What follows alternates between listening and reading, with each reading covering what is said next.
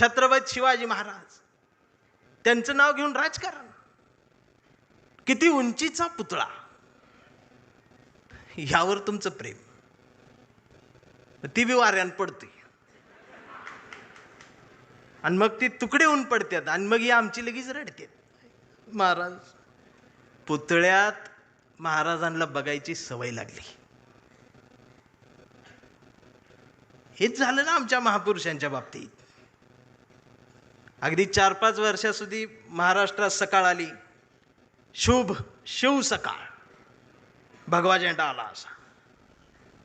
मी डोकसं खाजवत म्हटले, ही सकाळ कुठनं आली? म्हणजे आता महाराज येणार, उठा, आपली सकाळ झाली. मी कुणाला तरी चिडवण्यासाठी होती.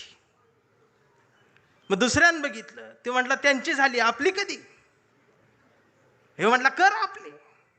मग निळा झेंडा, शुभ भीम सकाळ, 11 वाजता. शिव सकाळ, भीम सकाळ, शिव सकाळ, भीम सकाळ. मग तिसरा एक जागा झाला, म्हटलं आमची घ्या, पिवळा झेंडा, शुभ लहू सकाळ. या सकाळ आल्या कारण महापुरुषांच्या पुतळ्याजवळ मेंढरांची गर्दी वाढली.